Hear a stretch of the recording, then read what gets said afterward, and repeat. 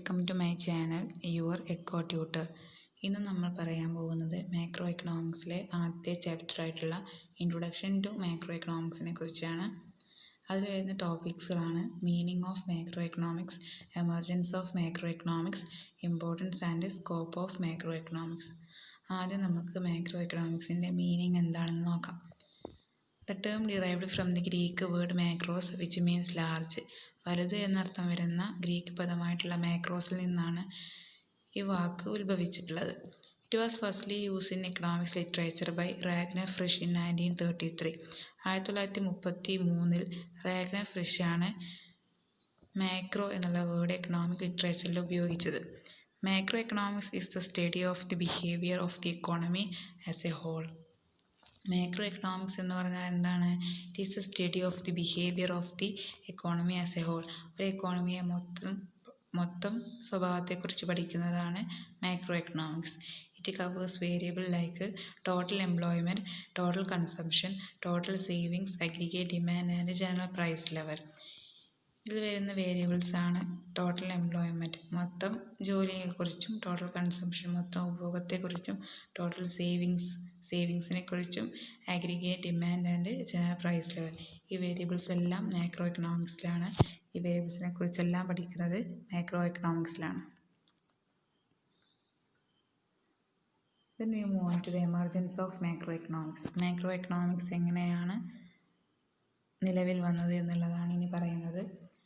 Emergence of macroeconomics is related with J.M. Keynes and his famous book General Theory of Employment, Interest and Money, published in 1936. 1936 publish ചെയ്തിട്ടുള്ള J.M. കെയ്ൻസിൻ്റെ പുസ്തകമായിട്ടുള്ള general theory of employment, interest and money എന്ന പുസ്തകത്തിലൂടെയാണ് macro economics ഉത്ഭവിച്ചിട്ടുള്ളത്. Before Keynes, economic thinking was dominated by classical economist. കെയ്ൻസിന് മുന്നേ economic thinking was dominated by classical economist. Classical എക്കണോമിക്സിൻ്റെ ideas ആയിരുന്നു എക്കണോമിക് തിങ്കിങ്ങിൽ മുൻപന്തിയിലുണ്ടായിരുന്നത്. They believed in laissez faire policy. അവർ വിശ്വസിച്ചിരുന്നത് ലെസസ് ഫെയർ പോളിസിയിലായിരുന്നു, അതായത് ഫ്രീ എക്കോണമി.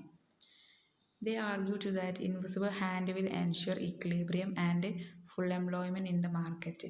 ഒരു അദൃശ്യമായ ശക്തി മൊത്തം മാർക്കറ്റിനെ കൺട്രോൾ ചെയ്യും, അത് ഇക്വിലിബ്രിയത്തിലേക്ക് നയിക്കുമെന്നുള്ളതാണ് ക്ലാസിക്കൽ എക്കണോമിസ്റ്റ് വിശ്വസിച്ചിരുന്നത്. J B. Says to that supply creates its own demand. ഒരു ക്ലാസിക്കൽ എക്കണോമിസ്റ്റാണ് ജെ.ബി. സേ. അദ്ദേഹം പറഞ്ഞത് supply creates its own demand. എന്താണോ സപ്ലൈ ഒരു മാർക്കറ്റിൽ സപ്ലൈ ചെയ്തിട്ടുള്ളത് അത് തന്നെ ഡിമാൻഡും കൂടി ഉണ്ടാക്കും. എന്ത് കമ്മോഡിറ്റീസും മാർക്കറ്റിൽ സപ്ലൈ ചെയ്താൽ അതിനനുസരിച്ചുള്ള ഡിമാൻഡ് മാർക്കറ്റിൽ ഉണ്ടാവും എന്നുള്ളതാണ് ജെ.ബി. സേ പറഞ്ഞിട്ടുള്ളത്.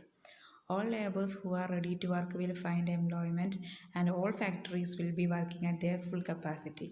എല്ലാ ലേബേഴ്സിനും താല്പര്യമുണ്ടെങ്കിൽ അവർക്ക് അവരുടേതായിട്ടുള്ള ജോലി കിട്ടും. അതുപോലെ എല്ലാ ഫേംസും എന്ത് ചെയ്യും?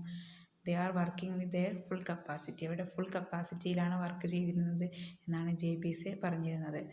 Classical ideas of full employment and automatic funding were proved wrong by Great Depression 1930s. 1930 great depression ഈ ഐഡിയാസിനെ എല്ലാം എന്ത് ചെയ്തു? ഡിസ്പ്രൂവ് ചെയ്തു. ഇതെല്ലാം തെറ്റാണെന്ന് തെളിയിച്ചു. During these periods unemployment rate increases from 3% to 25% and aggregate output fell by about 33% in USA.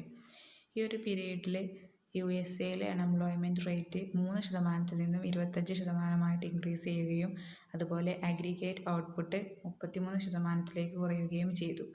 The great depression disproved most of the economic idea of classical economist. ഈ ഒരു ഗ്രേറ്റ് ഡിപ്രഷൻ വന്നത് മൂലം classical എക്കണോമിസ്റ്റിൻ്റെ എല്ലാ economic ഐഡിയയും തെറ്റാണെന്ന് തെളിയിച്ചു. This leads to the emergence of macro economics. അപ്പോൾ ഒരു പുതിയ എക്കണോമിക്സ് ഉത്ഭവിച്ചു, അതാണ് macro economics. This leads to the emergence of macro economics. ഇപ്പോൾ ഗ്രേറ്റ് ഡിപ്രഷൻ്റെ ഭാഗമായിട്ട് ആണ് ജെ.എം. കെയ്ൻസ് അദ്ദേഹത്തിൻ്റെ പുസ്തകമായിട്ടുള്ള theory of employment, interest and money എന്ന പുസ്തകം പബ്ലിഷ് ചെയ്തത്. അതിനുശേഷമാണ് മാക്രോ എക്കണോമിക്സ് എന്ന സബ്ജക്റ്റ് തന്നെ ഉത്ഭവിച്ചത്. Then we move on to the importance of macroeconomics. There are four importance for macroeconomics. They are: it is helpful to understand the functioning of the economy. The major economic problems faced by any nation are related to changes in output, employment and general price level in the economy.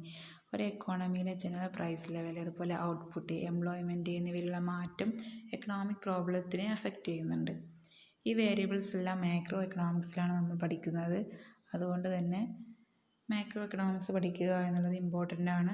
ആ പഠിക്കുന്നതിലൂടെ it is helpful to understand the functioning of the economy. ഒരു economy എങ്ങനെയാണ് പെരുമാറുന്നത്, function ചെയ്യുന്നത്, പ്രവർത്തിക്കുന്നത് എന്നുള്ളതൊക്കെ നമുക്ക് അറിയാനാവും. Then it is helpful to compare different economies. പല എക്കോണമീസിനെ തമ്മിൽ കമ്പയർ ചെയ്യാൻ വേണ്ടിയിട്ടും മാക്രോ എക്കണോമിക്സിലൂടെ കഴിയുന്നുണ്ട്. Then it is helpful in planning. ആസൂത്രണത്തിനും ഇത് സഹായകരമാണ്. It is helpful to formulate different economic policies and programmes. Different economic പോളിസീസും പ്രോഗ്രാംസും എല്ലാം ഫോർമുലേറ്റ് ചെയ്യാൻ, രൂപീകരിക്കാനും മാക്രോ എക്കണോമിക്സിലൂടെ സാധിക്കുന്നുണ്ട്. ഇതുപോലെ പ്രോബ്ലംസ് നമ്മൾ ഫേസ് ചെയ്യുന്നുണ്ടല്ലേ. എന്തൊക്കെ പ്രോബ്ലംസാണ്? ഓവർ പോപ്പുലേഷൻ, പണപ്പെരുപ്പം, ഇൻഫ്ലേഷൻ, അൺഎംപ്ലോയ്മെൻറ്റ്, ജോലിയില്ലായ്മ എന്നുള്ള പ്രോബ്ലംസ് എല്ലാം നമ്മൾ ഫേസ് ചെയ്യുന്നുണ്ട്. ഈ പ്രോബ്ലത്തിനെല്ലാം സോൾവ് ചെയ്യാനുള്ള മെഷേഴ്സ് എടുക്കാൻ മാക്രോ എക്കണോമിക്സിലൂടെ കഴിയുന്നുണ്ട്. These are the importance of macro economics. Then we move on to the scope of macroeconomics. മാക്രോ എക്കണോമിക്സിൽ നമ്മൾ എന്തൊക്കെയാണ് പഠിക്കുന്നത് എന്നുള്ളതാണ് സ്കോപ്പ് ഓഫ് മാക്രോ എക്കണോമിക്സ് കൊണ്ട് അർത്ഥമാക്കുന്നത്. Scope of macro economics is very wide. The following factors comes under the subject matter of macro economics.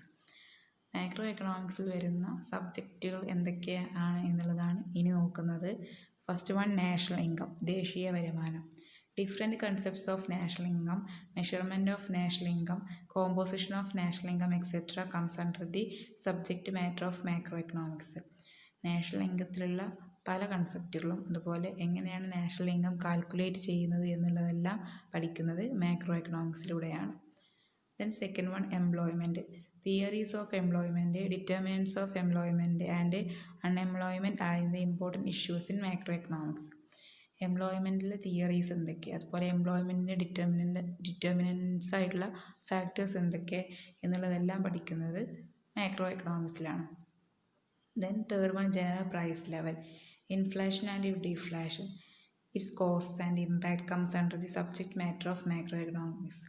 ഇൻഫ്ലേഷനും ഡിഫ്ലേഷനും, പണപ്പെരുപ്പം ഉണ്ടാകുമ്പോൾ അതെങ്ങനെ എക്കോണമിയെ ബാധിക്കുന്നു എന്നുകൂടി മാക്രോ എക്കണോമിക്സിലൂടെ നമുക്ക് പഠിക്കാൻ കഴിയുന്നുണ്ട്. Then fourth one, economic growth. Theories of growth and development comes under the subject matter of macroeconomics. വളർച്ചയെക്കുറിച്ചും അതുപോലെ രാജ്യത്തിൻ്റെ വികസനത്തെക്കുറിച്ചും എല്ലാം പഠിക്കുന്നത് ഏതിലൂടെയാണ്? മാക്രോ എക്കണോമിക്സിലൂടെയാണ്. അപ്പോൾ സ്കോപ്പിൽ വരുന്നത് national income, employment, general price level, economic growth എന്നുള്ളതാണ്. അപ്പോൾ ഇത്രയാണ് നമ്മൾ ഈ വീഡിയോയിൽ ചെയ്യുന്നത്. What is the meaning of macroeconomics, the emergence of macroeconomics, then scope and importance of macroeconomics.